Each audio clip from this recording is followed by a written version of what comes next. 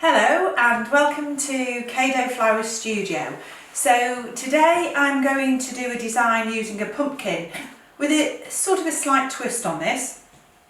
I've been experimenting with wax over the last few weeks in teaching, and I thought every year when I do pumpkins with my teaching classes, they go over in a couple of days. So I thought, right, I'll do something different. So I've actually waxed all of the outside, and I poured a load of melted wax inside and swirled it round till the whole of the inside and the outside was covered in wax. And then what I've done is I've just sprayed it with some of the rose gold. And the top, which I took out and scooped out, sorry, I should have said that first, I cut the top off, scooped it all out and then swirled the wax in. And this is the top part, which I've taken off. I've just dipped that in wax and again put a little bit of bronze or rose coloured spray on it. And this is a little tiny squash, and the same thing is I've brushed melted wax over it, a few layers, and every time you put a layer of wax over it you dip it into a bowl of cold water so that it seals it straight away, and then you can apply another layer. And it's a lot quicker to do it if you keep dipping it into cold wax. It's just the same way as you would see candle makers doing it, where they always dip the candle into cold water and then proceed to carry on putting layers on. So that's a little squash which we'll come to later. And I'm using the partially biodegradable Oasis, and I've just got a few pieces of foliage from the garden and some short stemmed roses, and we're going to start off with this beautiful piece of cotoneaster or cotoneaster. And what I do is, just to show you, whenever I'm using anything that's got a bark on it, always cut your stems at an angle, but you scrape off all of the bark. And then what this does, it gives it a greater surface area for the water to be absorbed. So instead of that little bit on the end, which you've cut off at a 45-degree angle, you've got all this as well where the water can be absorbed. So we've got one that's a slightly unusual shape, and I'm just going to create this so that it gives us a sort of caging effect on the front, so it disguises slightly the dominance of that rather large but beautiful pumpkin. And then I've got a little bit of hebe, and again, anything, as I've said before, with a brown stem, you always with the bark on, sorry, you always just trim. So just a little bit of, and I've left the flowers which have seeded and gone that beautiful brown, so it just adds a little bit more texture into the design. So we're going to group these together, and I've got a little bit of euonymus, and we're going to just bring this down on the other side. So it's a work in progress, because I never ever try anything beforehand. As I've said before, I get something in my head, and as you carry on doing the floral designs, it actually carries on creating its own sort of style. The flowers actually dictate to where you put your material, because the curves of some of these fabulous pieces of foliage just lend themselves. So we've got that beautiful curve taking us out, and we've got a lovely grouping of the hebe here and the euonymus the other side.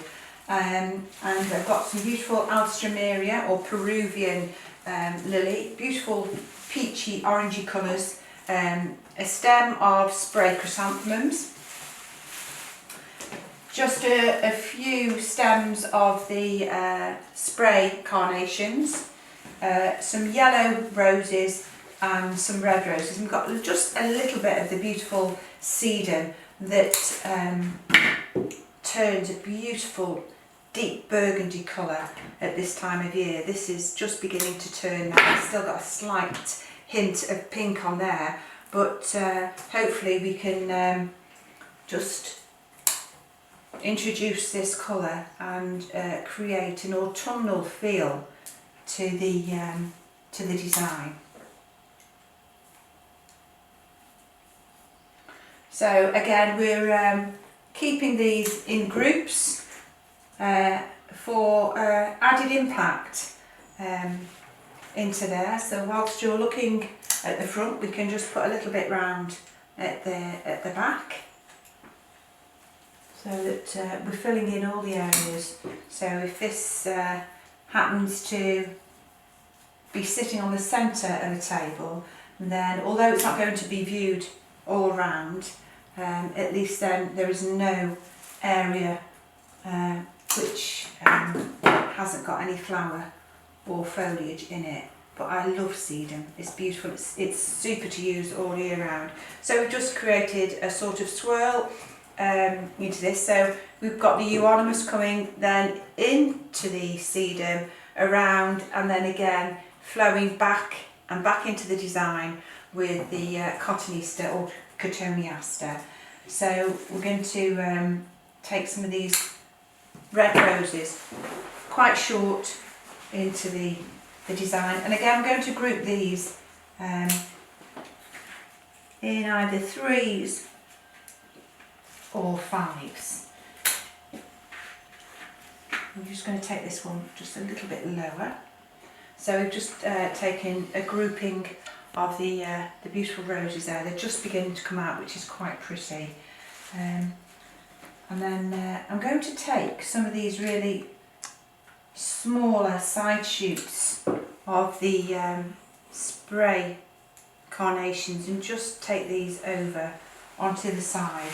I always think it's a shame when you're using, if you use spray carnations, to leave all those beautiful little side shoots on it, and even the greenery comes in handy, especially if you live in a flat and it's difficult to get hold of foliage. You may not have a garden, or it may be a small garden which you've just started, which might take just a little bit of time to mature. So any little bits of foliage on any plants that you buy, or any flowers, then it's quite handy to use.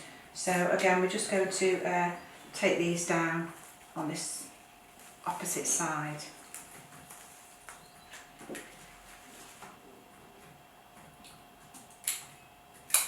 So I hope you're all taking in the beauty of this fabulous autumnal season. I think autumn's beautiful for the colours, and this year in particular the colours have been absolutely striking.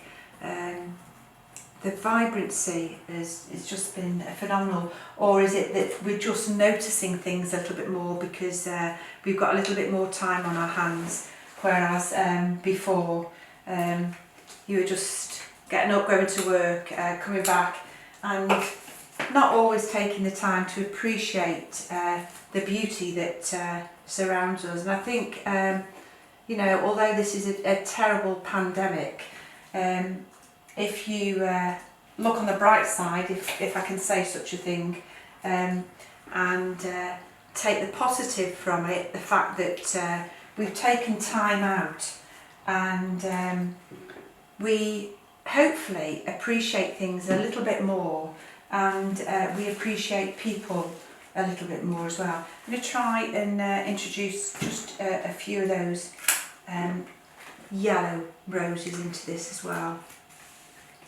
And again, grouping these together. So just taking off some of the damaged petals.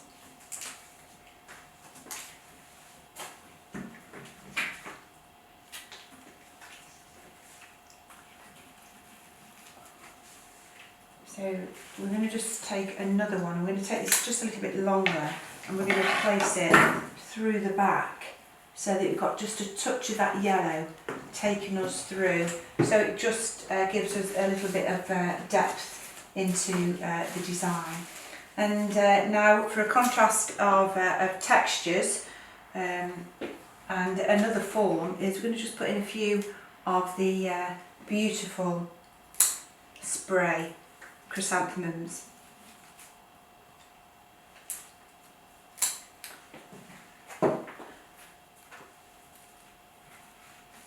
So just a grouping of, I think we'll put 5 in this one. And we'll just take them a little bit lower so that we just take the flowers just over the edge of the pumpkin there. And then again, another contrast of texture is the beautiful alstroemeria. And these are absolutely superb to use, especially if you've got long stems. They make ideal flowers for using in small table designs, posy designs on a table, because of the long stems, and they make it a little bit more economical to use for a bride, especially if they're on a budget and they want to have lots and lots of flowers. Then these are quite beautiful to use. They're so delicate, and the colouring, they've got that beautiful yellow centre that picks up the yellow centre of the rose. So we're going to carry on, and we're going to just bring a few of these down onto this other side here, so that we just introduce that colour through the foliage, and then it's just bringing that yellow through onto this other side as well. And you've also got the yellow centres of the beautiful chrysanthemums, which again all link in really quite nicely.